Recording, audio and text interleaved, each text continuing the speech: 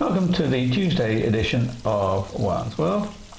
I did mention last Tuesday that I was going to give a recipe for steak and ale pie on Friday, and then I got caught up with Chinese New Year. So first of all, happy Year of the Dragon. That turned Friday was the New Year's Eve, and Saturday was New Year's Day. So now we're in the Year of the Dragon, and I'm now free of entanglements and can get back to steak and ale pie. Steak and ale pie became a standard item on pub menus, I think in the 1980s, certainly by the 1990s. Now it's absolutely classic. I think it replaced steak and kidney pie, which used to be very, very popular. Don't know if that's still available in pub menus, because I don't visit England very often. But steak and ale pie has certainly become the mainstay. So let's get started with that.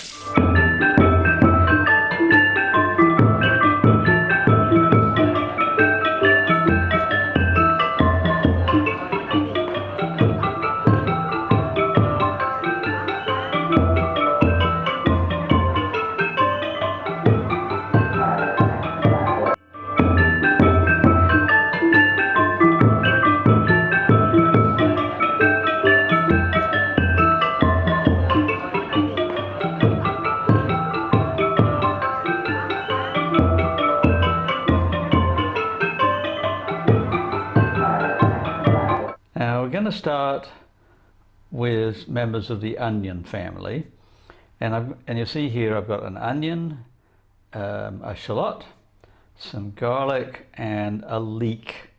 Now they're all going to be part of the aromatics in the pie, but I don't want to brown off all of them. I only want to brown off the onion, which I'm working on here.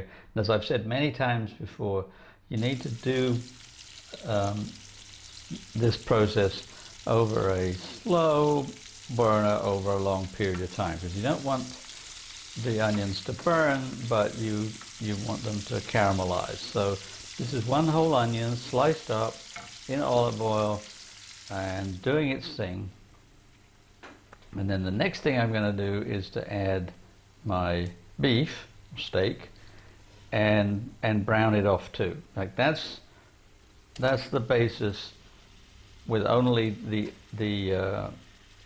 onion, what the Khmer people call a French onion.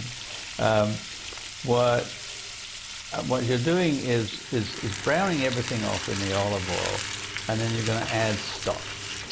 And then once you've added stock, you're then going to add in an assortment of other things, including chopped up leeks, right? Chopped up shallots, chopped up or minced up garlic, and they're all going to add to the savor of the gravy. And you can put various other aromatics here. As you'll see in a bit here, I'm going to add some fresh parsley. It makes a nice addition. You could add thyme, I suppose, but you're going to add beer, and you want that to come out in the gravy. So if you add too many other aromatics like rosemary or sage, or various things that could be put into a beef stew. I sometimes like to put in allspice or cloves. But when you've got beer, you want to make that the dominant flavor, so you lessen the others. I put in a little bit of black pepper,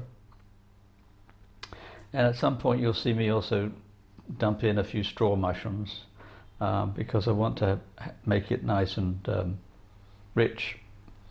But the main task is to cook the beef, and the only way that that's going to happen is long, slow poaching.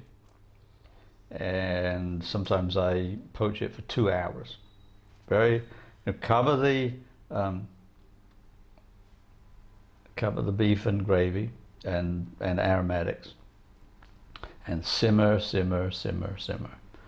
and then let it cool and put it in the refrigerator. And that's also my watchword all the time. Whenever I'm making pies or stews or soups or anything, I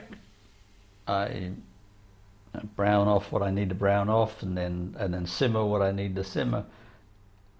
And after I've done all of that, let it sit overnight, because that's a good chance for a lot of enzymatic work to go on, for some sugars to be produced and so forth, and like it's much more robust the next day.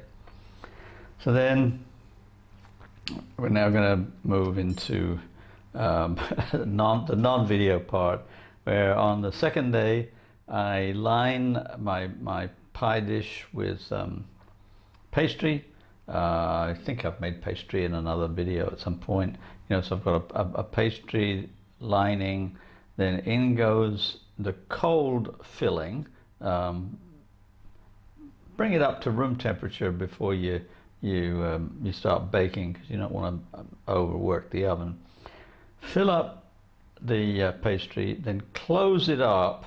I usually leave a little hole in the top so that the juices, as they got to boiling point, the steam can escape. And then bake at the hottest temperature until the crust is browned and the filling has warmed all the way through, and then plate up. In this case, that's all I had, because the pie had all of those different onions in it and mushrooms, so it was more than just meat. And the pastry formed extra carbohydrate. But if I'd wanted to, I could have made a salad, or I might have made some spinach or some such, but I don't eat a whole lot nowadays. So here's the finished product, and I hope it inspires you. I will return, I hope, on Friday with a discussion of something that I'm not sure of yet. But in the meantime, please like, please subscribe, please tell your friends.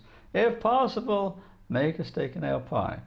When you make the steak and ale pie, incidentally, it's of course completely traditional to drink the ale that you've used in the pie beside it, and the ale, you make your choice. But I use a dark ale. Here in Cambodia, I can find quite a few. They make stouts, they make porters, and various other dark beers that enhance the flavor of the beef. So there it is, steak and ale pie. Have a good week, and I will see you, I hope, on Friday.